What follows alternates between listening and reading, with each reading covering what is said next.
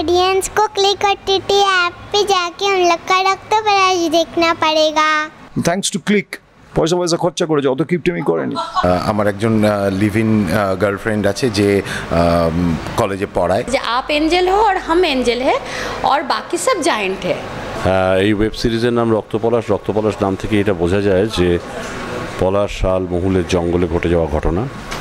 সম্প্রতি ক্লিক অরিজিনালসে মুক্তি পেয়েছে কমলেশ্বর মুখার্জি পরিচালিত রক্তপলাশ ওয়েব সিরিজ।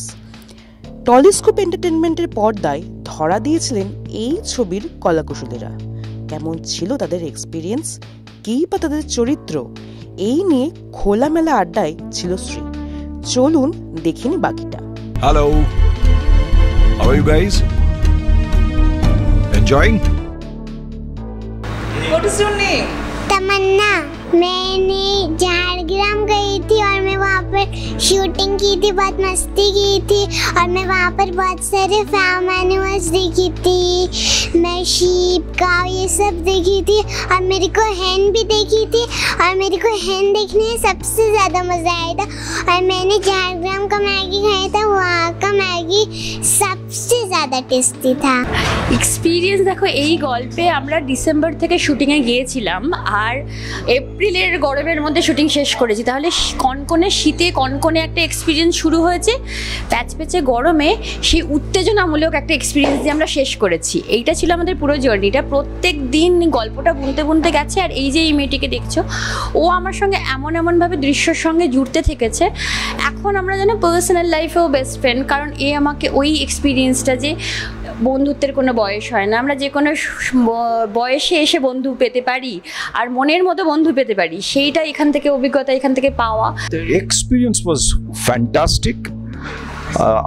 আমার খুব স্মুথ গেছে, কিন্তু একটা সময় এটা আমরা করতে গিয়ে আমাদেরই কোর্স আর্টিস্টরা যারা আছেন তারা বেশ বিপদে পড়তে পারতো।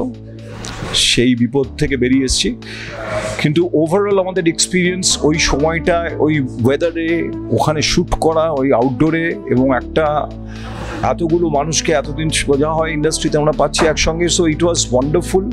ইট was like desi murgi, it was like হাঁসের মাংস শীতকালে, and anything you want you are getting. Biryani, সব থেকে বড় কথা হচ্ছে biryani. It was not expected যে ওরকম একটা জায়গায় গিয়ে আমরা বিরিয়ানি পাবো। ইটস হোমমেড বিরিয়ানি প্রায় আমরা খেয়েছি, থ্যাঙ্কস টু ক্লিক। পয়সা খরচা করেছে, অত কিপটেমি করেনি। So it was happiness. Okay, and let's see if the happiness it grows, nothing like it. Experience দুর্দান্ত। প্রথমত হচ্ছে জানুয়ারি মাসের একদম শুরুর দিকে আমরা বেলপাহাড়িতে শ্যুট করেছিলাম। সকাল ভোর 4টে কল টাইম থাকতো।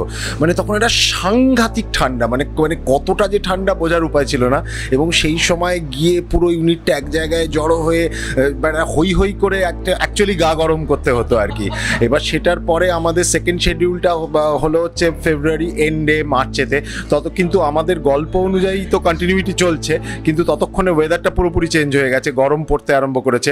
তখন মনে হচ্ছে যে আমাদের ওই সময় ভোরবেলা ওঠাটা সত্যিই চাপের, কিন্তু বাকি দিনটা অনেক বেশি প্লেজেন্ট হতো আর কি। তো সেই জন্য এক্সপিরিয়েন্স ব্রিলিয়েন্ট। এবং আমার কমলদার সঙ্গে আমি যেহেতু কোনোদিন কারোর সঙ্গেই আমি কোথাও অভিনয় করিনি, প্রথমবার আমি অভিনয় করলাম, সেক্ষেত্রে আমার মনে হয় যে কমলদার মতো একজন পরিচালক যিনি অসম্ভব ধৈর্য, পুরো জিনিসটার ব্যাপারে ভীষণ ক্লিয়ার, যে কোনো প্রশ্ন চরিত্রটা সম্পর্কে করলে ইমিডিয়েটলি তিনি সেটাকে ব্রিফ করে দিচ্ছেন বা সেটা সম্পর্কে বলে দিচ্ছেন। এইরকম একটা মানুষের সঙ্গে কাজ করতে পারা মানে আমার জন্য খুব, কারণ বাকিরা সবাই প্রফেশনাল অ্যাক্টর, তারা যে কোনো সময় এটাকে পুল অফ করতে পারবে। আমি একেবারেই যেহেতু নই, সেই জন্য it was almost like a hand holding. কমলদা আমাকে হাত ধরে ধরে যেভাবে গাইড করেছেন আমি সেভাবে করে। এক্সপিরিয়েন্স খুবই ভালো ছিল আসলে। সবাই যারা কাস্ট আছেন, যারা ক্রু আছেন, তারা ভীষণভাবে আমাদের সঙ্গে সহযোগিতা না করলে এটা সম্ভব ছিল না এই ছবি বানানো, এই সিরিজ বানানো। আমরা শুটিংটা করেছিলাম জঙ্গলমহলের বিভিন্ন অঞ্চলে, তার মধ্যে বেলপাহাড়িতে করেছি, ঝাড়গ্রামে করেছি, কিছুটা শুটিং পুরুলিয়াতেও আছে। অবশ্যই জঙ্গলমহলে ঘটে যাওয়া যেসব ঘটনা, সেই ঘটনা নিয়ে যে মানুষের মনে অনেক বিভ্রান্তি আছে, সেই বিভ্রান্তি কাটানোর একটা প্রচেষ্টা তো বটেই। মামের অভিনয়টা না, এইটা তো একটা প্রশ্ন। দেখো, আমাকে কিন্তু অনেকে প্রশ্ন করেছে, আচ্ছা মা মেয়ে বোন বাঁচাতে চাইছো, এটা বুঝতে পারছি, মা মেয়ে বোন। আমি বলেছি এটা দেখতে গেলে ক্লিকে দেখতে হবে রক্তপলাশ, কারণ আমরা কি, আমরা বন্ধু, আমরা মামি, আমরা বোন, না আমরা কি, সেটা দেখতে গেলে কি দেখতে হবে? কি দেখতে হবে তুমি একটু বলো। रॉक्टोपलस देखना होगा ना हम लोग क्या है एक्चुअल में, क्या है वो देखने के लिए आपको क्या देखना पड़ेगा? ऑडियंस को क्या देखना पड़ेगा?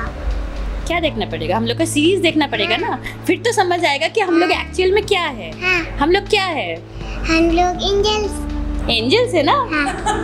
এখন ওই গল্পটাতে কিন্তু আছে, দর্শক কিন্তু বুঝতে পারছে যে ওই গল্পটা কিন্তু ভীষণভাবে গ্রহণযোগ্যতা পেয়েছে। মানে আমার গল্পটা এত সত্যি হয়ে গেছে যে তারপরে আমাকে ও জিজ্ঞেস করেছে যে আপ এঞ্জেল হো আর হাম এঞ্জেল হে আর বাকি সব জায়েন্ট হে।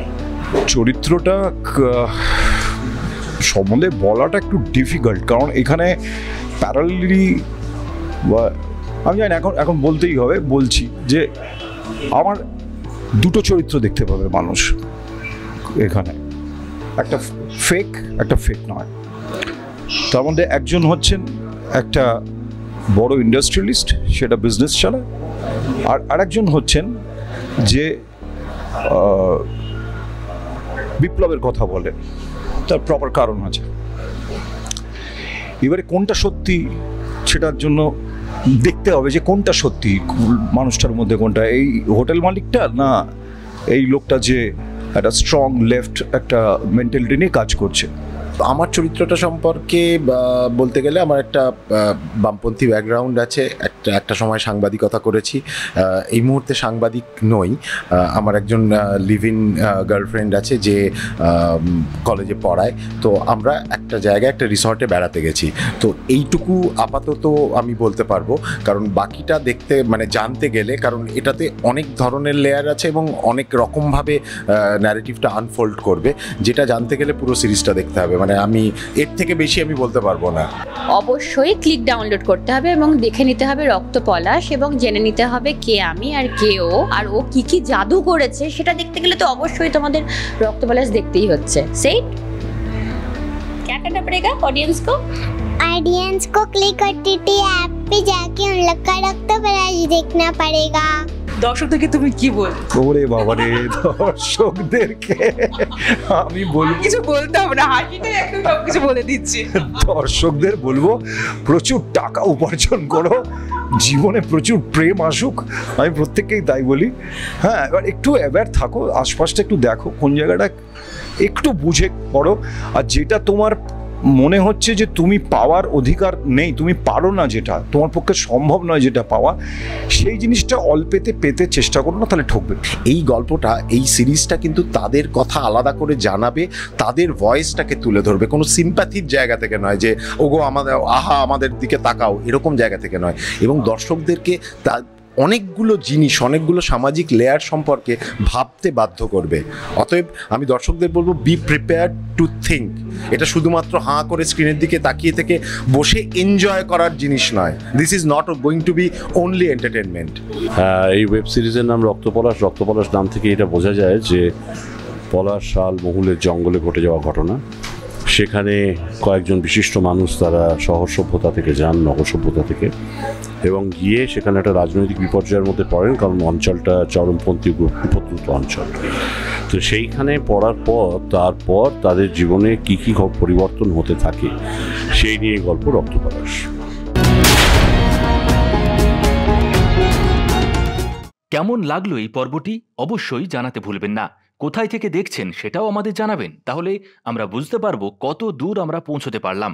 দর্শকদের কাছে আমাদের বিনীত অনুরোধ, আমাদের চ্যানেলটি সাবস্ক্রাইব করুন এবং পাশে থাকা বেল আইকনটি প্রেস করে অল নোটিফিকেশন অন করে রাখুন। আমাদের ফেসবুক এবং ইনস্টাগ্রামে ফলো করে রাখুন, যাতে আপনাদের কাছে সবার আগে আমরা পৌঁছে যেতে পারি খুব দ্রুত। পর্বটি আপনাদের ভালো লেগে থাকলে লাইক, কমেন্ট এবং শেয়ার করতে ভুলবেন না, তবেই আমাদের প্রচেষ্টা সার্থক হবে।